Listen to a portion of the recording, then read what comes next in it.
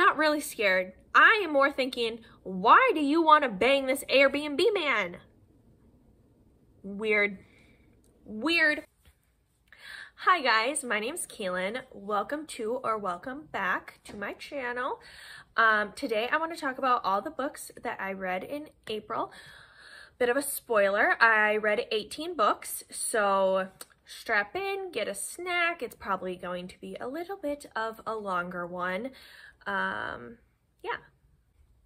Okay, so I have my iPad in front of me just so I can read off some of the stats. I like to keep a spreadsheet of all the books that I read / listened to. So in the month of April, I listened to 13 audiobooks, I read 1 ebook, 1 physical book, and I read / listened to 3 books, so like a mixture. I have 10 adult books, 1 middle grade, 1 new adult, and 6 YA books. 3 of these are debut books. 9 of the authors I have read before, and 6 of the authors were actually new to me. And then as for my ratings, I had 1 5-star book, 7 4-star books, pretty good, 3 3.5 stars, 5 3 stars, 1 2.5 star, and 1 2-star. Hopefully I can put a little graphic up on the screen for you guys. I don't have that made yet, so editing me, I hope you figured that out. As for the genres of the books I read this month, 2 contemporary books, 2 fantasy books, 2 graphic novels, 1 horror, 5 mystery, 3 romance, and 3 thrillers. So why don't we get right into the books? Alrighty, so the first book I have here is Me, Moth by Amber McBride.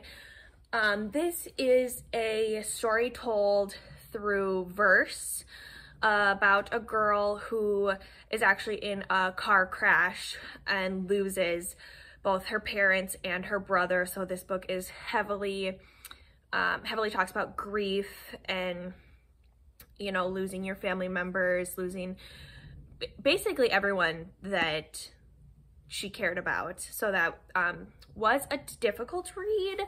I don't know why I keep picking up YA or any book really related to grief, because I don't super like sad books. So I did only give this 3 stars. I think it did a good job. It just wasn't for me. And you know what? That is okay. Next, I have Frankenstein and Other Short Stories, which I was not aware of when I bought this, but that's okay, by Junji Ito. Junji Ito, if you aren't aware, is a horror manga artist. So I think this is the 3rd short story collection I've read by his. I think I've given all of them 4 stars. They're all like pretty solid reads. This one, I was under the impression that this whole thing was going to be talking about Frankenstein, but I was very confused when I got like 200 pages in and the story ended and it was talking, then the next stories were like other people. But I had never read, I still haven't read Frankenstein by Mary Shelley. So I think that this was a good introduction to the story. I don't know if I'll ever read that because I'm not super into classics, but taking the story in this sort of media, I think was really helpful for me because I am a very visual person. And plus, Junji Ito just has super beautiful, I don't know if beautiful is the right word, but like very graphic pictures here. This one actually like made me kind of gasp a little bit, so prepare yourself. But there he is. See, like, the story makes you feel kind of spooked, kind of scared. But yeah, this one was a solid 4-star, would recommend. All right, so this next one I don't own. I did listen to it on audio. It is The Soulmate by, sorry, I cannot remember her name, Sally Hepworth. This one is a thriller about this woman who has the perfect life, the perfect partner, the perfect family, and they live like near a cliffside. And so because of that, this famous cliffside, people come to jump off of it and unalive themselves, if you catch my drift. And her perfect husband has saved either 6 or 7 people by talking them off the ledge and getting them to come back and, you know, not unalive themselves, which is great. But then this, I think this girl is either the 7th or the 8th girl, person that he's talked down. When the main character goes to call the police, actually, she comes back from calling the police and the husband is standing there by himself and the girl is gone. And it's a thriller. I don't want to say much more than that. I probably already said too much, so I'm sorry. I didn't super like this one. I'm going to be honest. I gave it 2.5 stars. I just,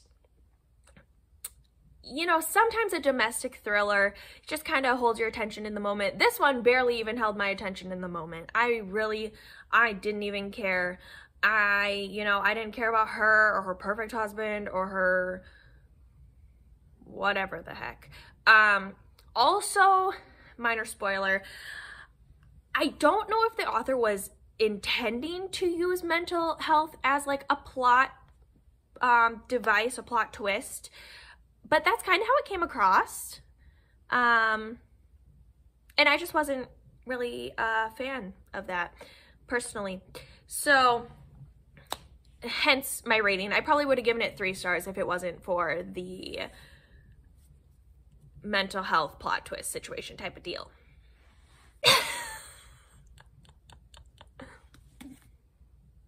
Up next, we have a cute book that matches my shirt, and that is I Kissed Shara Wheeler by Casey McQuiston. I gave this one 3.5 stars. Honestly, the story itself was more of a 3-star, but the fact that like everyone in here is LGBT of some sort, queer of some sort, I gave it 3.5 stars because of that. I bumped her up a little bit. But this is about this girl, our main character, Chloe Green, who is like, she wants to be valedictorian. Oh my gosh. She wants to be valedictorian, but Shara Wheeler is kind of up against her. So it's supposed to be like an academic rivals to lovers. I didn't really see that. Most of the book, like they're talking about like how hot Shara is and how like attractive she is. Everyone's so drawn to her, how she's so charming. And I just didn't really see that. Yeah, I don't know. Like I said, I would have given it 3 stars if it wasn't for all the representation probably. And you know, they say don't judge a book by its cover, but this book is so cute. Like, the little flowers on the side, the front is cute. I have the Barnes & Noble exclusive edition, so mine is purple instead of, or I think purple pink instead of green. This is the inside. So cute. Well, I say this should be under the dust jacket. This is the inside. So even though I wasn't super in love with this book, I'm still gonna keep it for aesthetic purposes because like on the bookshelf she looked kind of cute. Next is The Strangers by Margaret Peterson Haddix. This is a middle grade. I have to be very careful because I'm actually like almost done with the second book, so I really don't want to spoil this one. So the first book is about these kids who their mom has to go on a work trip and then she disappears, and then they're trying to find her. I don't want to get into any more spoilers because this probably just because I didn't read what the inside of this was about, or it had been like years since I first read on Goodreads what this book was about.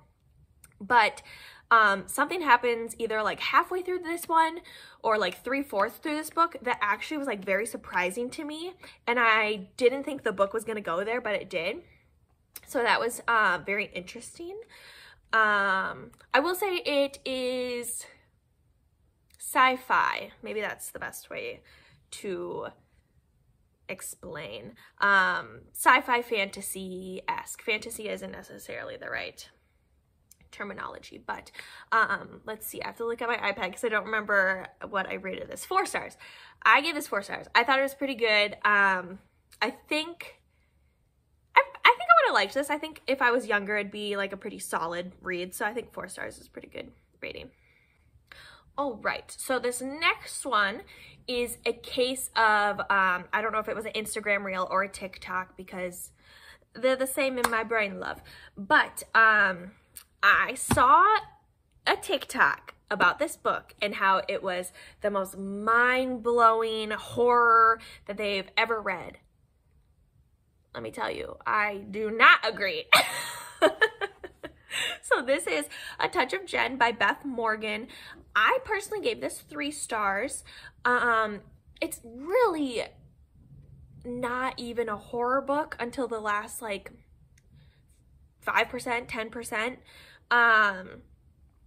It's more so about this couple who is like obsessed with Jen, who is an influencer. So this couple is a man and a woman, and the man in the relationship used to work with Jen before she was an influencer. And then they got new jobs, they went their separate ways, and he and his girlfriend become obsessed with her once she becomes an influencer. And it's more so about like the commentary on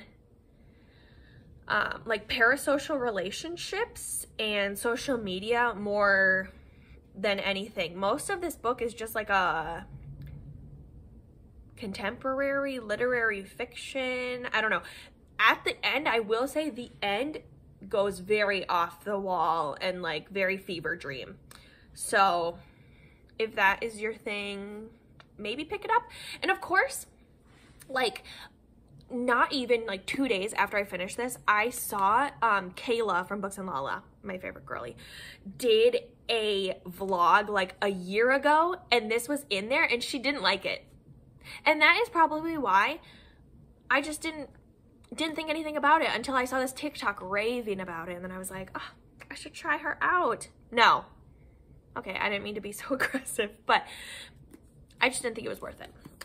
Especially with the ending being as psychotic as it was. Coffee break. Next, Killjoy by Holly Jackson. I love this. I don't know why I said it like that. So Killjoy is actually a prequel to A Good Girl's Guide to Murder. If you've read that, I read that series. I think I gave every single book 5 stars. This one I gave 4 stars. I think it was so good. It's just not, sometimes you just have a book and it's a 4-star, and that's perfectly fine. It doesn't need to be a 5-star read. With this one, it is about Pip and her friends, and they do a little like murder mystery night. And it just kind of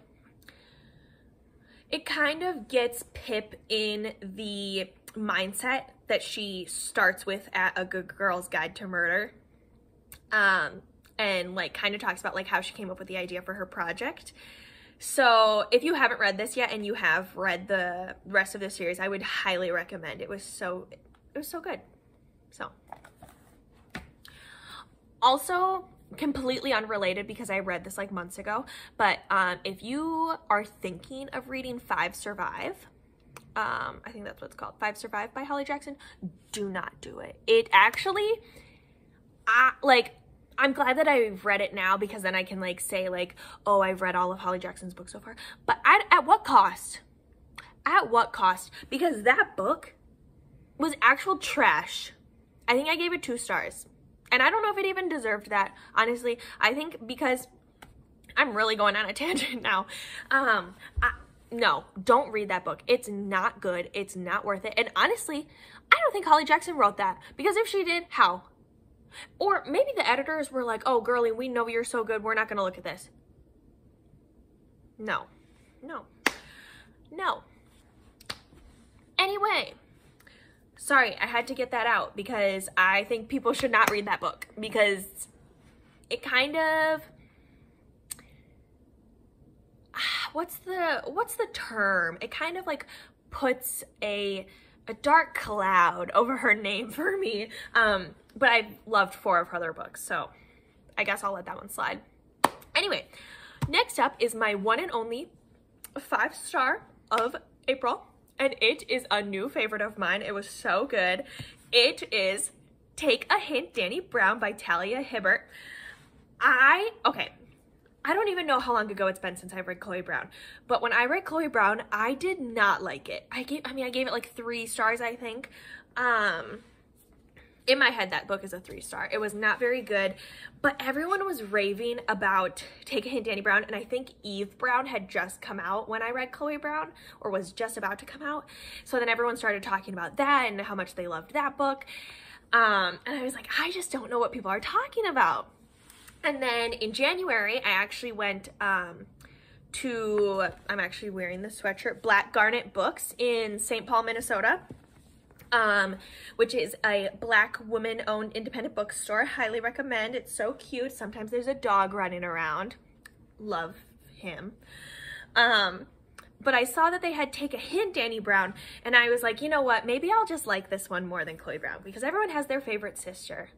And boy, was I right. I'm so glad that I picked this up. Dani and Zaf are my new favorite people. Zaf is my new favorite book boyfriend. I should probably talk about what it's about. So in this one, Dani and Zaf work at like this college university, and there is like a fire, I think it's a fire drill, and everybody knows that it's a planned fire drill, I'm pretty sure.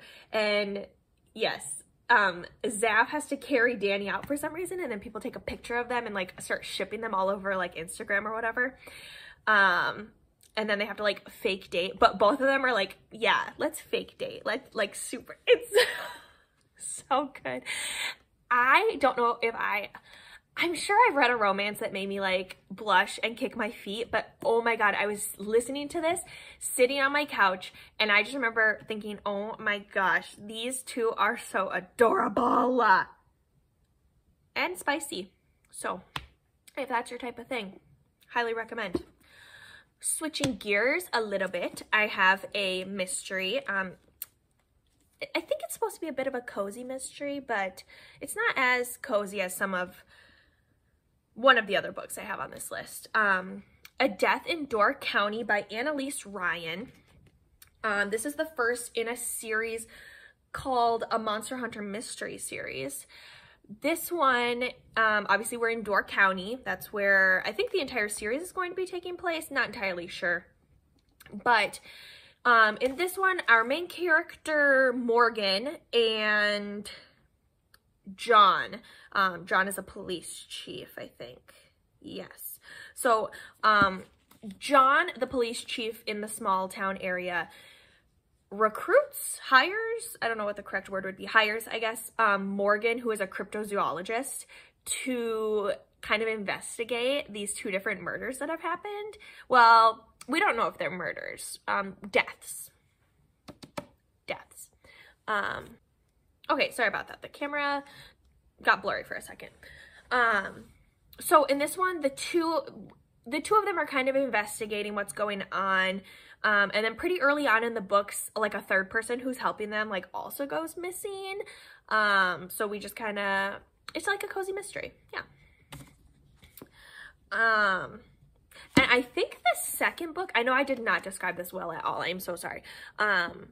Personally, I like not knowing a ton about mystery and thrillers before going in, and I originally heard about this through the Goodreads giveaways. I like to just scroll through through them while watching like a YouTube video or listening to a book and just signing up for a bunch. So that's my hobby, okay? I don't think there's anything wrong with that. And I saw this one about Door County, and I actually went to Door County, which is in Wisconsin, for those of you who don't know. I actually went to Door County with my mom like years ago when I was like high school maybe. Yeah, and I think reading about being in that area was super fun. I gave this 4 stars. I think it was a pretty good mystery. I had a lot of fun while listening to it, and the second book is not out yet. I'm not entirely sure when it comes out, but I'll probably read it when it does come out. Okay, so next up I have The Strange Case of the Alchemist's Daughter by Theodora Goss. I gave this 4 stars. It is a historical fantasy, if that is even a genre. So this one is about, okay, so I was just explaining this book and I don't think I was doing it very good at all. So I'm just going to read off the back a little bit. So Mary Jekyll, her parents die. She quickly finds out that her dad had a mysterious past, and then a clue leads her to find out about Edward Hyde, who is her father's former friend and murderer. And she needs to get some money. She actually, with the help of Sherlock Holmes and Dr. Watson, they kind of go help other women, including Beatrice Rappaccini. I'm gonna be honest, I don't know who that is supposed to be. Catherine Moreau, who's the daughter of Dr. Moreau, who I also don't know who that is, but I do know that Dr. Moreau is someone. And Justine Frankenstein, which I do know. I'm getting too excited. Who I do know who Justine Frankenstein is because of this book, baby. You know, as soon as you read a classic, you start to see everything about it everywhere. Yeah, so I'm sorry that was a really piss poor explanation of this book, but I'm sure you probably heard other people talking about it. It's fantasy.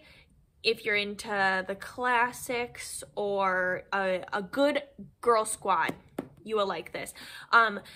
This one's also I really liked this one because the book is being written by the 5 girls.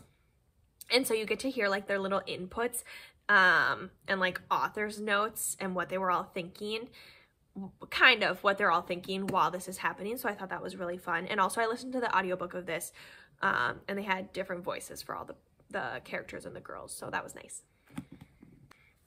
Alrighty, next up, a book that has been on my TBR for quite a long time, since it came out in 2020, and I remember that because I bought myself this as a gift in October of 2020, right before I started my very first nursing job. Over the Woodward Wall by A. Deborah Baker, also known as Seanan McGuire. If you haven't heard about this book, it is a companion novel to Middle Game, which is written by Seanan McGuire. And this book is one of the children's novels that is talked about in the book of Middle Game, if that makes sense. Hard to explain but this book is referenced in that other book, and this book came out after the fact because Seanan McGuire is a legend. However, let me reference my iPad here. I believe I gave this 3 stars, maybe 2. I gave it 3 stars. It's a very short read. I tried physically reading it. Well, I think twice. Couldn't hold my attention. I tried listening to the audiobook 3 times before I finished it. The first 2 times, I didn't care. And even when I was reading it, I still didn't care. I definitely will not be reading any more in this series. Sorry to Miss Seanan. But there's like 4 other books in the series, and this one, it just like, especially the ending, which I understand why, because she's going to be making more books. But this one especially, like the ending was very abrupt. It just stopped like partway through. yeah, I don't know what else to say. It's about these two kids who, one of them is like maybe the perfect child, always does his homework, always home on time, always clean, etc. And this other kid who she, you know, is a little bit crazier, she's more artistic, he's more logical and she's like more artistic, I guess. Free spirit is a good term to describe her. But I just couldn't really connect with either of them. And yeah, that's about it. Kind of a meh read.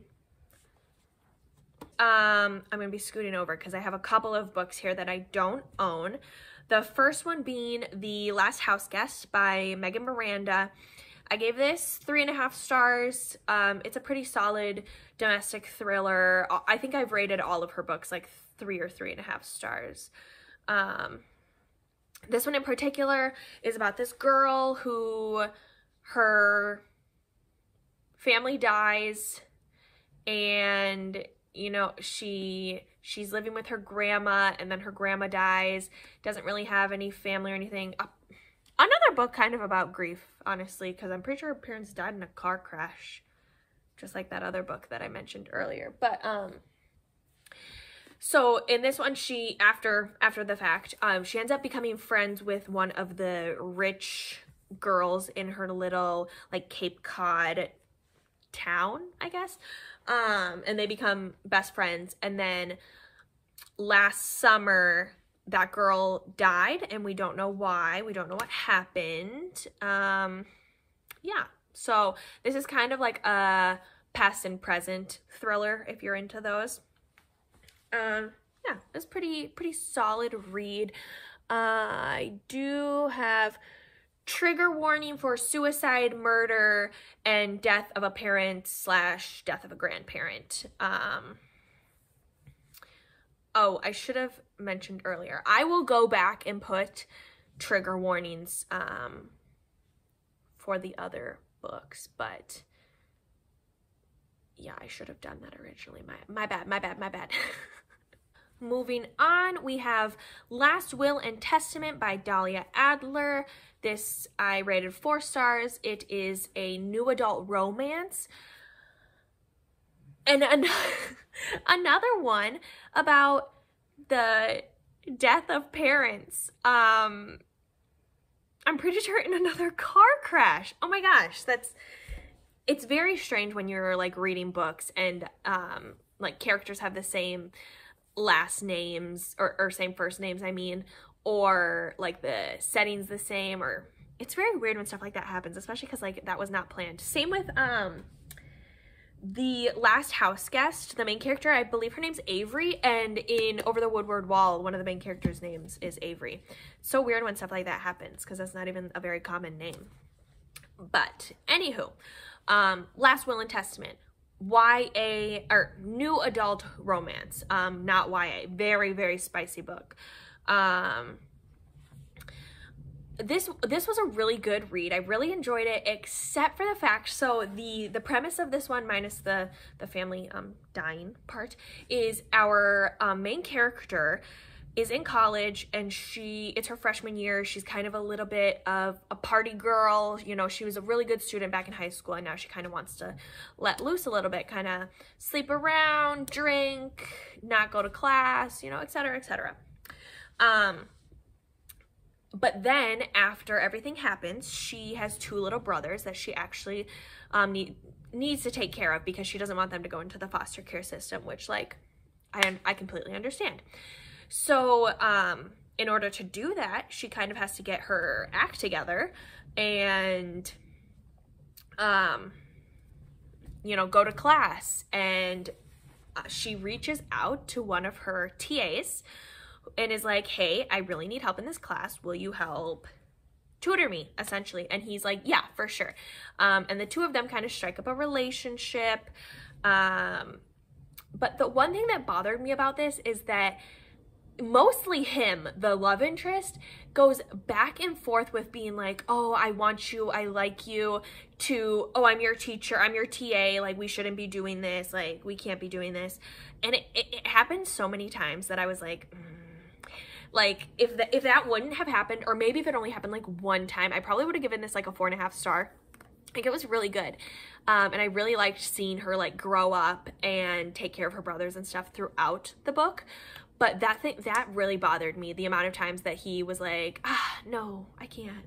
Like, well, you're already doing it, buddy, so what's it matter, really, truly. Yeah. Next, I have a 2023 new release thriller, You Shouldn't Have Come Here by Geneva Rose. Geneva Rose. I don't know how you pronounce her name. I am so sorry. I am also sorry because I didn't like this. 2 stars. 2 stars. This book, I said it was a 2023 thriller. No, okay. I don't know. This book could not pick between being a romance and being a thriller. Like, the premise is really, in my opinion, was really good. I thought it was gonna be super good. It's about this girl who goes to an Airbnb, and she is actually, like, I think she just has a room in his house, which most of the Airbnbs I've been to, you kind of rent out like either the whole floor or the whole house for a weekend or whatever. So this girl, right off the bat, I'm like, this is gonna be kind of spooky. So I thought this was gonna be pretty good. No. This book, let me tell you, she gets out of the car and she practically wants to get all up in that guy's business, the owner of the Airbnb. But he's so charming, he's so attractive. He owns this ranch in the middle of nowhere, and there's no Wi-Fi, there's no internet, there's no phone reception, like no phone reception even. Kind of sus, but whatever, I will withhold my judgment. So these two kind of hit it off, and I thought I was supposed to be scared. I'm not really scared. I am more thinking, why do you want to bang this Airbnb man? Weird. Weird. Anyway, I don't want to go into too many spoilers in case some of you are still interested in this, but I personally, yeah, probably wish I didn't read it. Well, not that I didn't read it, but after the fact, I called my mom, told her to take it off of her Goodreads, and I just told her what the whole story was about, you know? So, that's what I think. Moving on to the next one, I was a little heated because of Miss Rose, but that's fine. I have another book by Miss Talia Hibbert. It is her new YA, Highly Suspicious and Unfairly Cute. I also got this when I went to Black Garnet Books. Like I said, highly recommend. But this one follows our two main characters, Celine, who is like a TikTok conspiracy girly who kind of popped off. She has a little bit of a following over there. And then Brad, who is like her arch nemesis, ex-best friend. I love it. I mean, I'm not super into like the okay, I'm not super into like enemies to lovers or hate to love or whatever, but sometimes like a best friends to lovers I really like. And so this one being like ex-best friend to, or like best friend to ex-best friend to best friend to boyfriend, quite the pipeline. But I liked it. I gave it 3.5 stars. I did not like it as much as Take a Hint, Danny Brown, in case you can't tell, but I still thought it was really cute. I think she does adult romance better than YA romance, but that is okay. I forgot to mention, so Brad has he's bisexual, love that, and has OCD, so there's OCD representation in this, which I thought was pretty good. So the two, okay, I should explain what this is about. So the two of them are actually like applying to the same type of like scholarship type thing, situation type deal. and they have to go like camping together, and there's like a group of friends, which I love, like all the banter together, adorable. But trigger warning for, she wrote it in the front of this book, which I really appreciate, parental abandonment, and portrayal of living with OCD. So, this one is very similar to A Show for Two by Tashi. I can't remember her last name is Bhuyan, I think. Yeah, Tashi Bhuyan. If you have read this, you'd probably like this, or if you've read this, you'll probably like this. In relation to the, like, both the couples, like, aren't really the most lovable people, I should say. At the beginning, actually, they were quite annoying with how much they hated each other and whatever. But they kind of grew on me. I will say Brad and Celine grew on me more than the couple from Tashi's book. But the fact of, like, the parental, like, abandonment / like, wanting your parents' approval was, like, very similar in these two books. So, I'd recommend. Next, I have a comic. I think it's more comic than graphic novel because it was only like 26 pages or something. But Heavy Vinyl, Volume 1. I read this on Scribd. Gave it 4 stars. It's about these girls who work at a record shop. I don't want to go into too much detail because I don't even know that much besides that. Besides like what the plot twist was at the very, like the second to last page. So, it's about these girlies, record store. They're like, it's like YA / new adult. All the characters are like 17, 18, and 19, I think. And the main character is gay. Not sure if she is bi or pan, but she's queer of some sort because she has a crush on one of the other workers, which I love.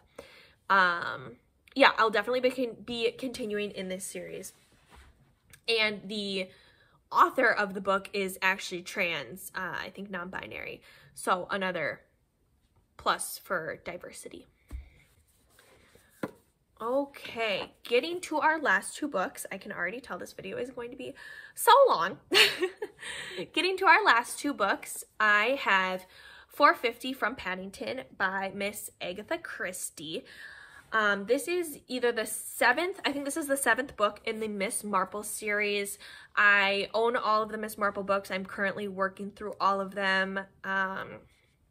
So in this one, our main character, she's not even, this lady who is friends with Miss Marple, which, by the way, in case you guys haven't read any Miss Marples and you pick them up, just know that Miss Marple is not in, like, half the book, 3/4 of the book.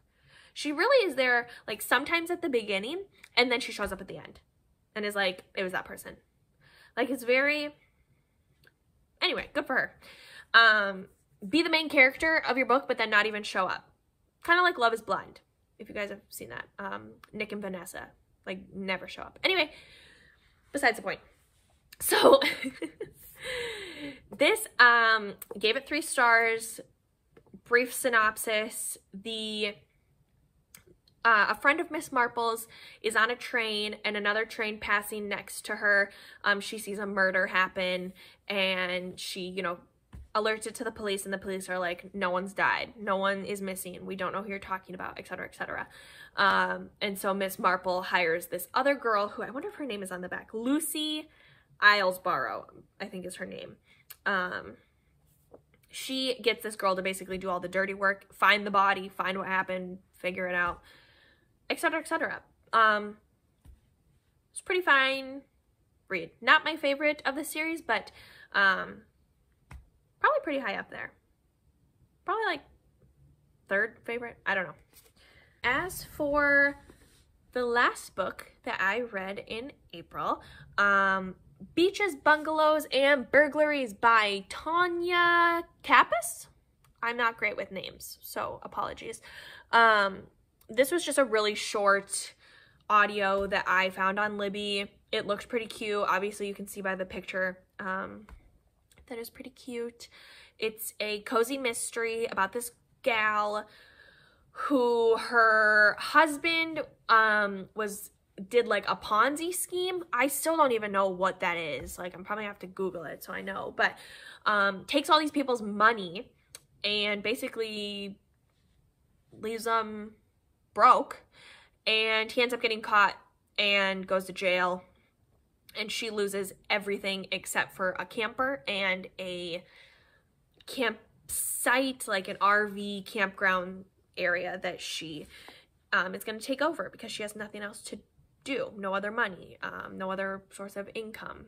So, and then once she gets there, I hope this isn't too spoiler because it's a really short book, but the husband shows up and dies. Somehow he broke out of prison. I don't remember that part, but I'm pretty sure he was in prison, breaks out, dies. And we have to figure out what happened. But I gave this 3 stars, if I didn't already say that. I think I did. This one was a lot of world building and like setting up the characters. So I found it really hard to keep track of who everyone was because they're setting up for an entire series. The book series, oh my god. The series right now has so many books, like over 20, or maybe even 30. I really don't know. I was looking at it the other day and just, I was scrolling on Libby and it just kept or on Goodreads and it just kept scrolling and I said, oh my god, I can't. Anyway, I probably will continue in the series. We'll see how it goes. I thought it was like a fun, short way to pass the time, you know? All right, so that concludes all of the books that I read in April. Let me know what you guys read in April. If you've read any of these, what your thoughts and opinions are. Yeah, you let me know in the comments down below. And thanks for watching. Have a great rest of your day.